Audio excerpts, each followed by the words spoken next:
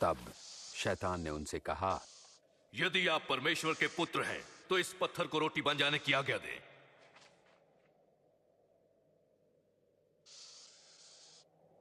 ये लिखा है, मनुष्य केवल रोटी ही से नहीं पर परमेश्वर के हर वचन से जीवित रहेगा।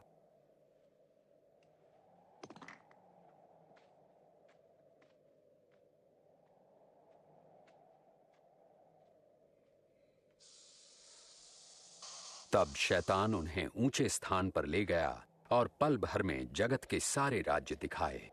ये सब अधिकार और वैभव मैं आपको दूंगा। ये सब मुझे सौंपा गया है और जिसे मैं चाहूं उसे ये सब दे सकता हूं। यदि आप मुझे प्रणाम करें तो ये सब आपका हो जाएगा। यह भी लिखा है कि तुम प्रभु अपने परमेश्वर की उपासना करो और तुम केवल उन्हीं की सेवा करो।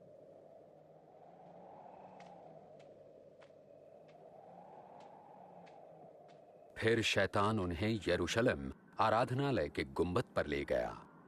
यदि आप परमेश्वर के पुत्र हैं तो अपने आप को यहां से गिरा दें, क्योंकि पवित्र शास्त्र में लिखा है कि परमेश्वर अपने स्वर्गदूतों को आज्ञा देंगे कि वे आपकी रक्षा करें। वे आपको हाथों हाथ उठा लेंगे ताकि आपके पांव को पत्थर से ठेस तक न लगे। धर्मशास्त्र कहता है, तुम प्रभु अपने परमेश्वर की परीक्षा न करो।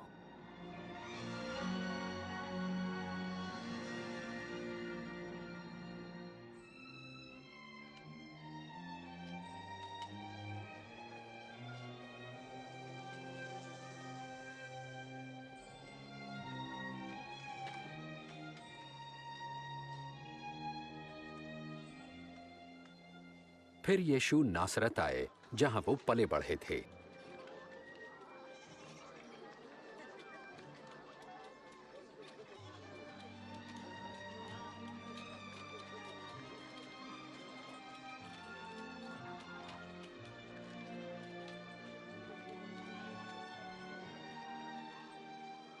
कैसी हो?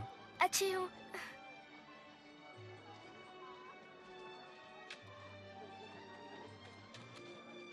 सब्बत यानी विश्राम के दिन नियमानुसार वे आराधनालय गए।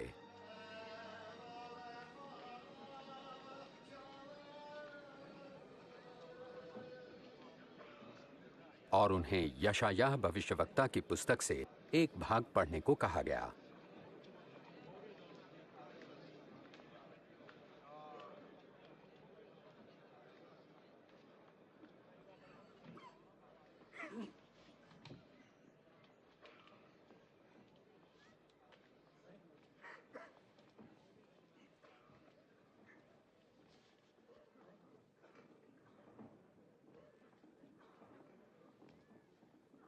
परमेश्वर का आत्मा मुझ पर है, क्योंकि उन्होंने मुझे दीनों को शुभ संदेश सुनाने के लिए चुना है।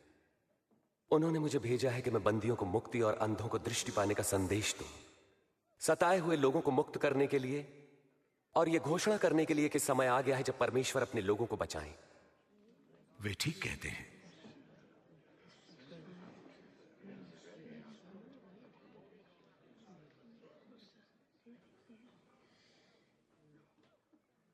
आज धर्मशास्त्र का यह लेख पूरा हुआ जैसा तुमने अभी सुना। क्या परमेश्वर का वचन सच्चा ठहरा? ये प्रतिज्ञा तो केवल मसीह ही पूरा कर सकते हैं। हम कैसे जानेंगे? निसंदेह तुम मुझसे यह कहावत कहोगे, वैद्य जी स्वयं को चंगा करो। तुम मुझसे यह भी कहोगे, अपने शहर में भी वही करो जैसा हमने सुना आपने कफरनहूम में किया। मैं तुमसे कहता हूं कि कोई भी भविष्यवक्ता अपने शहर में सम्मान नहीं पाता। इस प्रकार यीशु ने अपना परिचय परमेश्वर द्वारा अभिषिक्त संसार के उद्धारकर्ता के रूप में दिया, परंतु यहूदियों ने उन्हें मसीहा स्वीकार नहीं किया। उन्हें लोगों ने पहाड़ी से गिराना चाहा, परंतु वो भीड़ से निकलकर अपनी राह चले गए।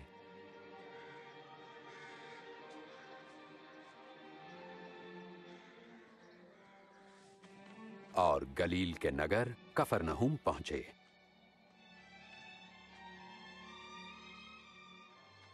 उस समय देश रोमी साम्राज्य के अधीन था और लोग उनके अत्याचार से छुटकारा पाने के लिए मसीहा की प्रतीक्षा में थे।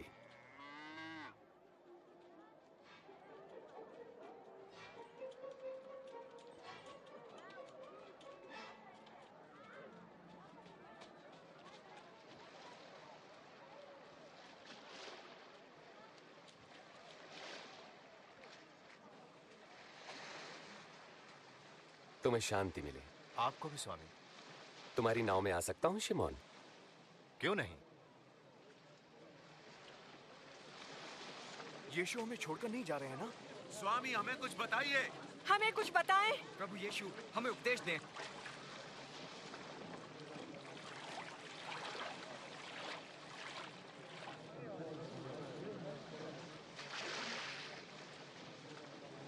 एक बार दो व्यक्ति प्रार्थना करने मंदिर गए। एक धार्मिक गुरु और दूसरा चुंगी लेने वाला था। धार्मिक गुरु अलग खड़ा होकर यूं प्रार्थना करने लगा, परमेश्वर मैं आपका धन्यवाद करता हूं कि मैं दूसरों की तरह लालची, बेईमान और व्यभिचारी नहीं। मैं आपका धन्यवाद करता हूं कि मैं इस चुंगी लेने वाले जैसा नहीं। सप्ताह में 2 बार उपवास रखता हूं, आमदनी का 10वांश आपको देता हूं। परंतु चुंगी लेने वाले ने दूर ही खड़े होकर स्वर्ग की ओर आंखें उठाए बिना अपनी छाती पीट पीट कर यह कहा, हे परमेश्वर मुझ पापी पर दया कर। मैं तुमसे कहता हूं, धार्मिक गुरु नहीं परंतु यही चुंगी लेने वाला परमेश्वर की दृष्टि में धर्मी ठहरा और अपने घर गया। जो अपने आप को बड़ा मानेगा वो छोटा किया जाएगा, परंतु जो अपने आप को छोटा मानेगा वो बड़ा किया जाएगा। अपनी नाव को वहां गहरे पानी में ले चलो और अपने साथियों के साथ मछलियों के लिए जाल डालो। ओ स्वामी, हमने सारी रात कड़ा परिश्रम किया परंतु कुछ न पकड़ा। यदि आप कहते हैं तो मैं जाल डाले देता हूं। याकूब, यूहन्ना,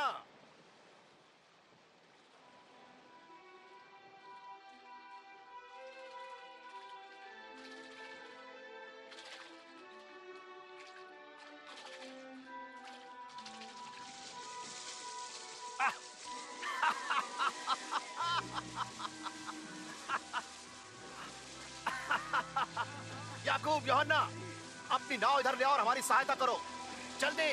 हम नहीं आ सकते, बहुत काम है।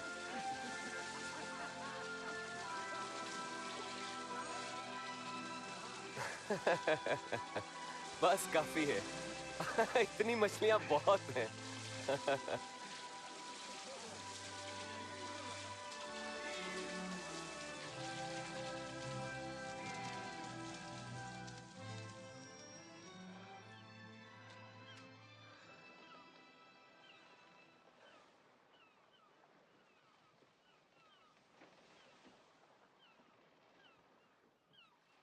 प्रभु, मेरे पास से चले जाइए।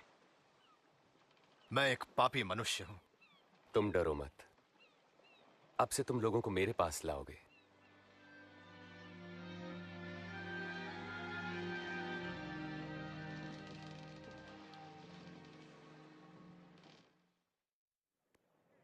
मेरे पास आओ और मेरे वचन सुनो, मेरी मानो और तुम जीवन पाओगे। प्रभु को खोजो जब तक वो मिल सके, उन्हें पुकारो जबकि वो पास है। दुष्ट अपनी दुष्टता और अधर्मी अपने बुरे विचार छोड़कर परमेश्वर के पास आए और वे उन पर दया करेंगे और उन्हें पूर्ण क्षमादान देंगे। तुम आनंदित रहोगे और तुम्हें शांति मिलेगी। वे आ रहे हैं, वे यही हैं, देखो। यीशु, यीशु, मेरी इकलौती बेटी को बचा ले प्रभु, मुझ पर दया करें। मेरी बेटी केवल 12 वर्ष की है और मरने को है। कृपा करके मेरे साथ चलिए। यार, मुझे बड़ा दुख है। यीशु, तुम्हारी बेटी नहीं रही, इसलिए गुरु को कष्ट ना दे। डरो नहीं, विश्वास रखो, वो ठीक हो जाएगी।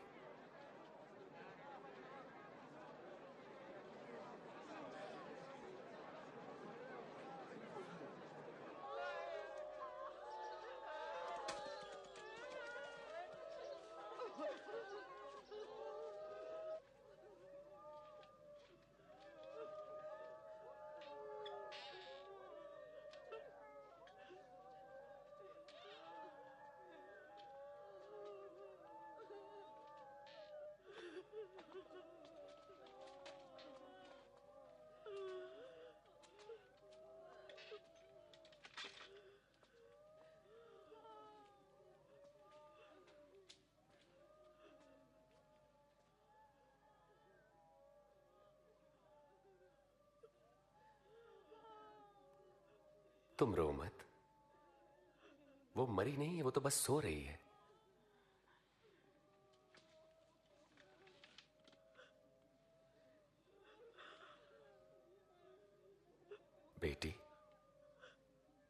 उठो।